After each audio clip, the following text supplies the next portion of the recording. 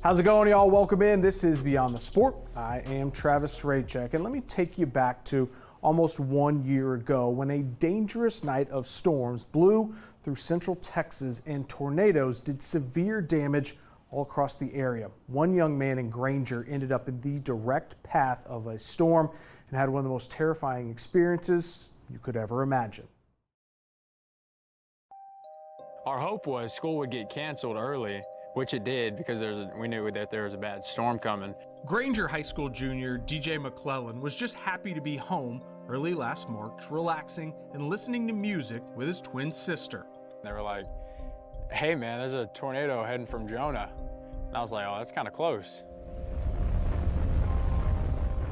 I went outside and I filmed it. You could see it, the silhouette of it, just over those trees. I was like, wow, that's pretty close. I mean, I never thought in a million years that it was gonna come through our place. You never think something like that's gonna hit that close to home and hit home. I was like, this is a bit more serious than I think it is. So I went and I grabbed my sister and my brother and my niece and told them all to go into my mom's room, which was the center of the house. I knew DJ, along with a couple of his teammates, that path was right down their alley. The tornado was on a direct line toward DJ's family property. My brother's like, he's like, "Hey man, y'all gotta get down, y'all gotta get down." At this point, we could hear the wind and the tornado was already cutting through here. Amazingly, DJ was recording on his phone the exact moment the tornado hit.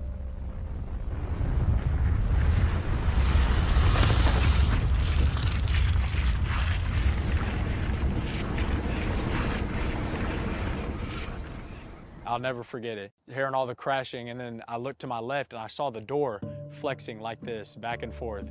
I was like, oh my goodness, and then that's when the roof ripped off. From across town, Coach Broche knew his star football player was caught in the storm's path.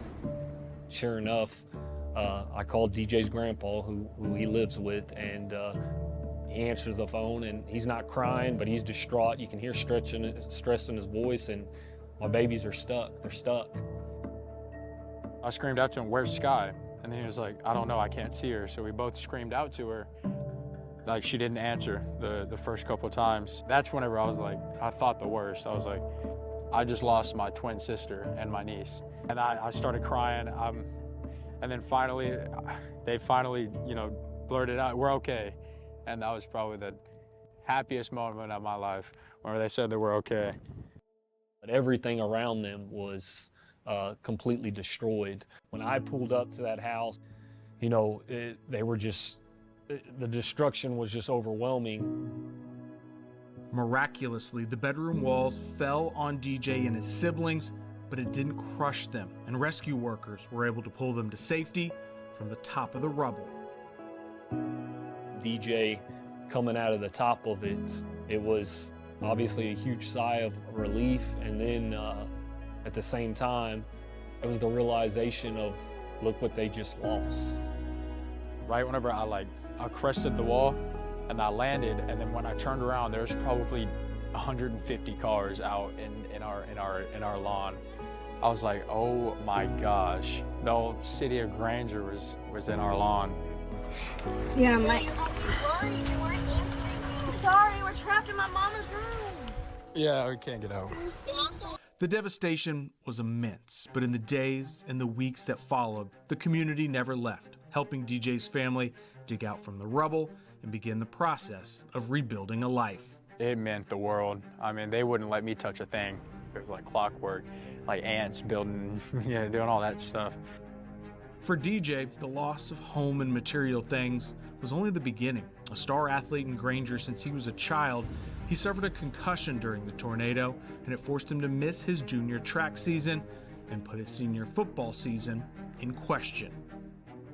We deal with a tornado that rips through, our captain, our leader's home, and affects his family. And I should have known from the get-go that he was going to springboard from this and rocket into his senior year and do remarkable, phenomenal things without any help at all.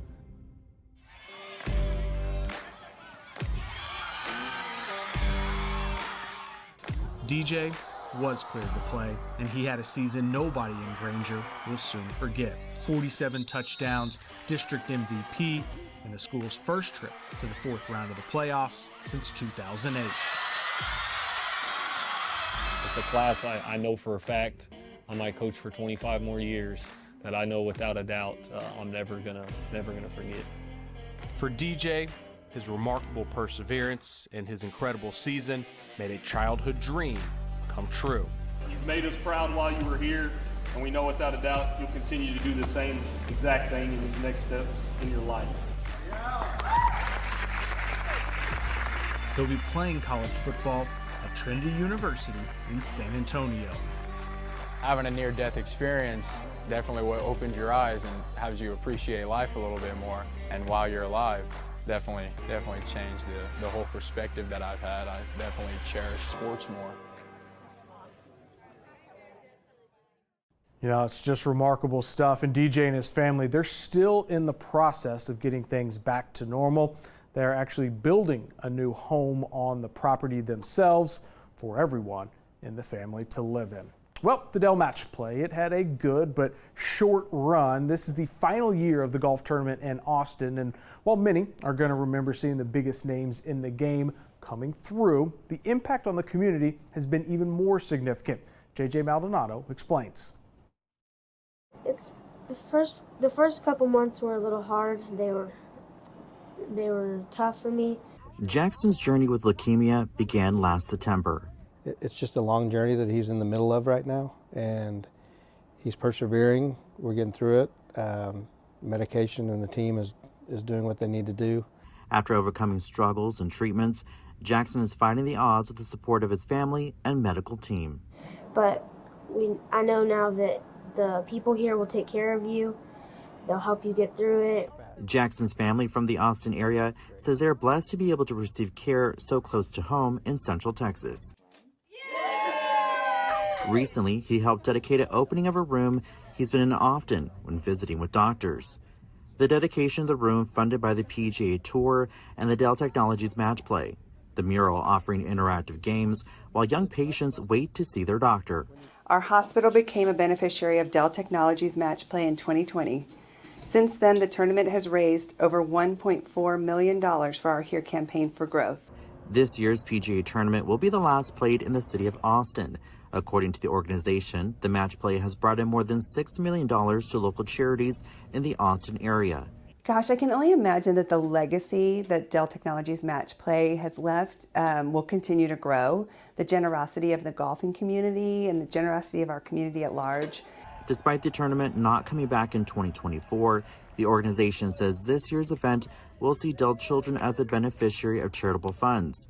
Funds that will help patients like Jackson get back to what he loves doing the most, playing sports. Appreciate it, JJ. Hey, still to come on Beyond the Sport, we try to answer the question, what has gotten into Dylan Dessou these past few weeks?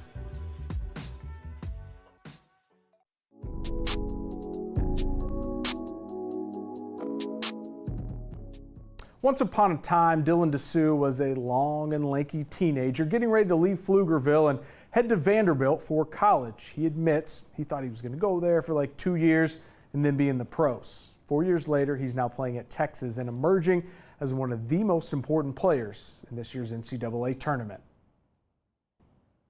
Every week we tell him, how good we think his game looks. He says his game, feels great.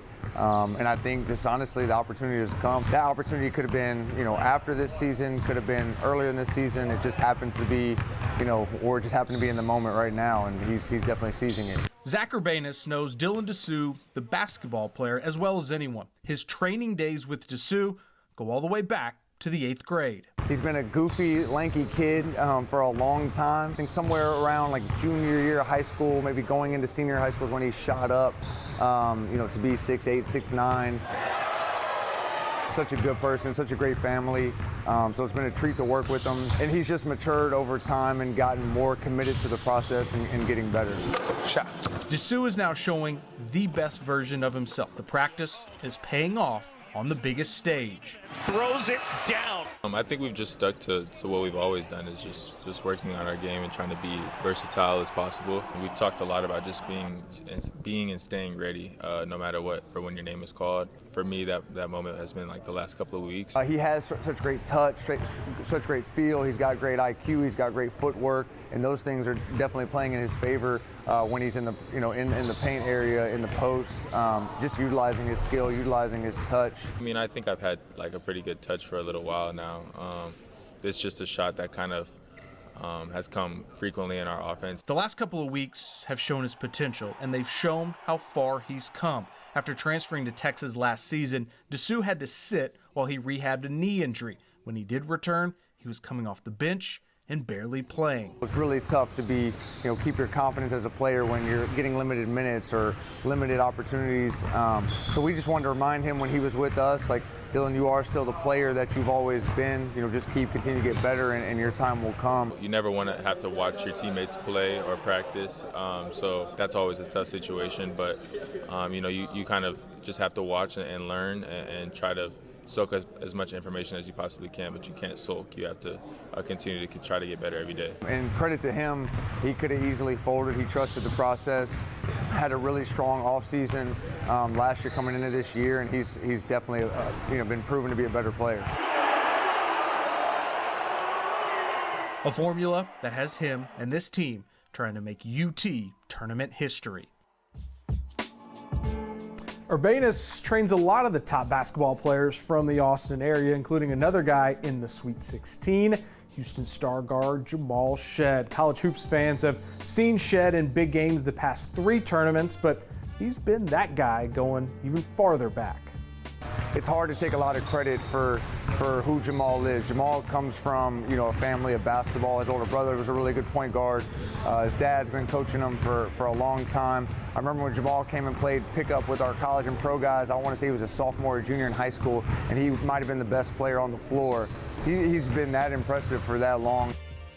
Next week, we get to crown a couple national champions here in the state of Texas, with both Final Fours being played in the Lone Star State. And it may seem like a long time ago, but we're less than 3 months removed from the college football title game. Yes, that might be a game TCU wants to forget, but the season overall is one that will never be forgotten in Fort Worth. But how do you follow up the best year in program history? Well, that process started this week with the start of spring football. Robbie Fueling has more.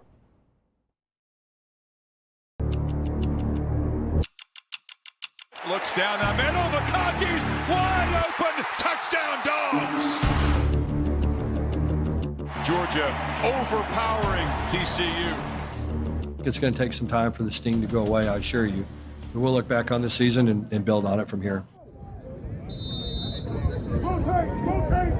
When the sun shines in Fort Worth, Texas, and you hear the sound of TCU football's back. I mean, we're flying around, having fun, getting back into it. The first couple practices, the tempo was really getting to us. We had to catch a hang of it. But not all TCU playmakers are back.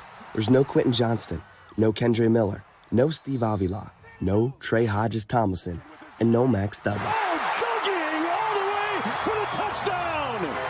But these departures bring new opportunities for others to step up and step in, something Chandler Morris intends to do with authority. I think Chandler, justified, unjustified, whatever, probably views last year as a missed opportunity for him, going into the Colorado game as a starter and kind of getting injured and then, having to sit back and watch really for the rest of the year. The Jalen Hurts story really kind of impacted me. It really brought a lot of hope for me during the season. And then obviously I had to be the best teammate I could be. I took a lot of pride in that. And just like Max did when he lost the job, he said he wants to be the best backup quarterback in the country, so my mindset shifted to that. I mean, I've never been so driven, so hungry to just get out there and just show all the stuff that I've been doing in the dark.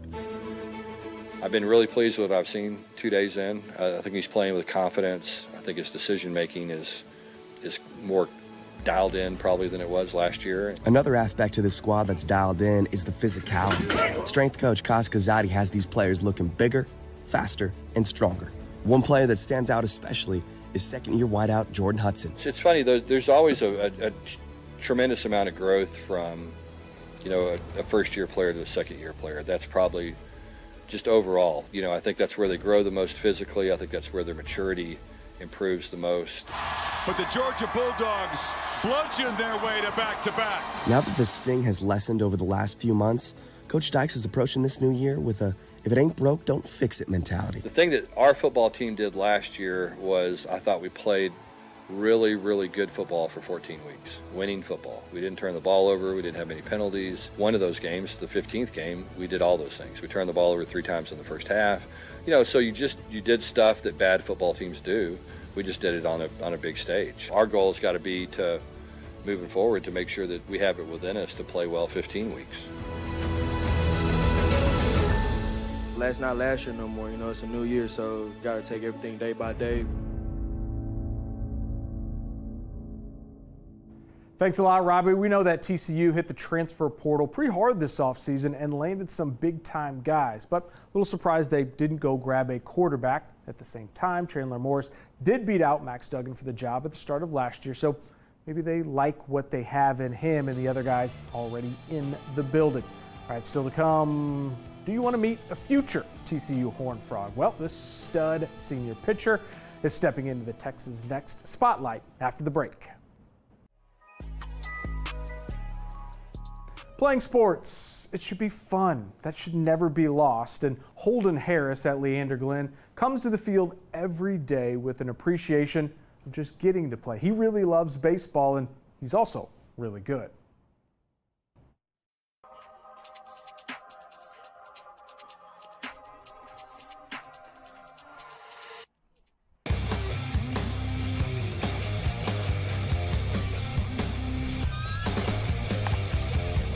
I started off with hockey, and he's like, here's hockey, here's baseball, do whatever you want, but whichever one you choose, I'll back you up 100% with this, and I picked baseball. I started playing baseball and coach pitch, and my dad was the coach, of course, like everyone else. And that's whenever I started to love the game of baseball, is playing it with my dad, which I love my dad so much. And he's the one that inspired me to keep being me, and that led me to here.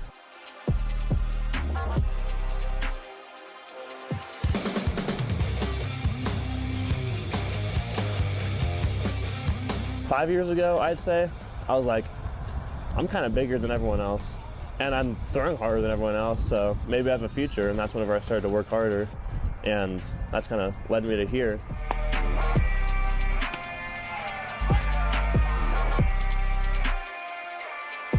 When I'm pitching, my mindset is that I'm the best one on the field, and that helps me succeed, I believe, because if I believe that I'm better than you, and I believe I'm going to strike you out, I have a higher chance of striking you out versus me being like, oh, this kid's going to get a hit off me. You can see me, I'm focused. I'm like, this is my game. I'm not letting anyone else, I'm not letting a batter take it away from me. This is my game, and I'm getting everyone out.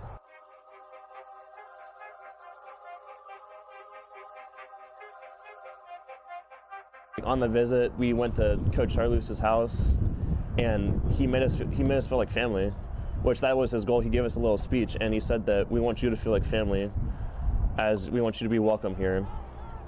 And so that's what brought me to go to TCU, because I love the coaches that much.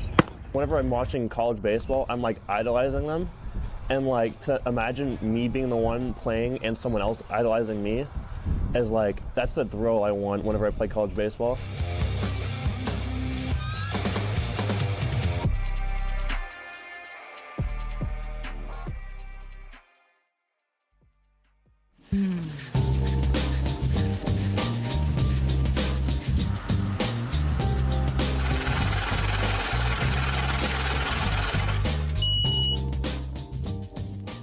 Earlier in the show, we talked about Dylan Dessou and how he's arguably been Texas's best player the past few weeks. Now, there's no argument that Marcus Carr has been their best player throughout the season. Carr has been one of the veteran leaders since he showed up at UT 2 years ago, but it was during last season that he learned a whole new level of maturity and responsibility, something I understand. Here's our conversation from earlier this week.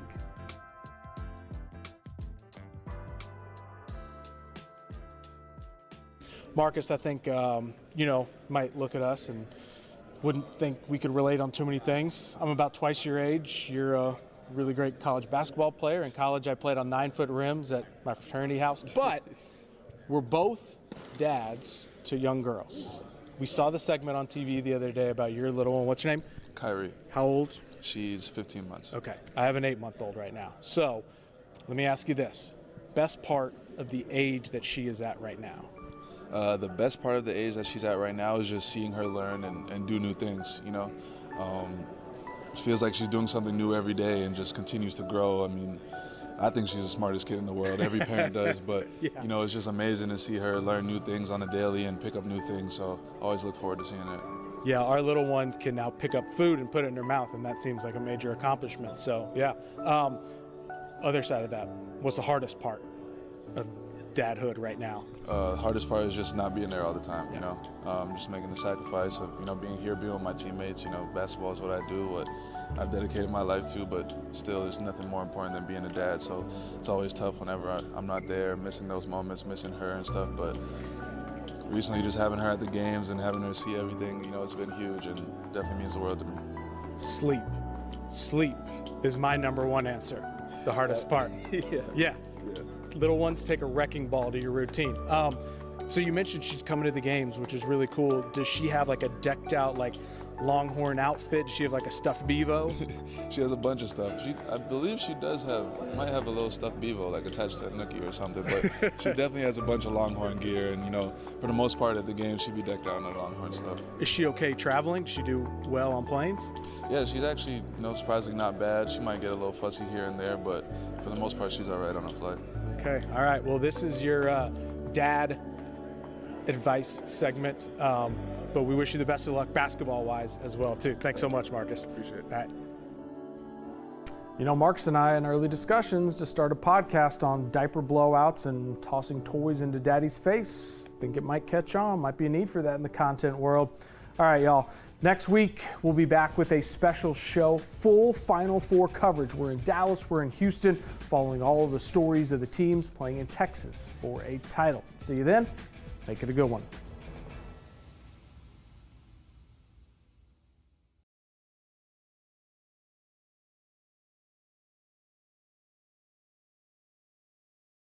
Thanks for watching our YouTube channel. For more refreshing stories about your community, click the subscribe button over here. You can also download our Spectrum News app and tune in to Channel 55 on Dish and DirecTV to get live news coverage, weather updates every 10 minutes, and more. We'll see you then.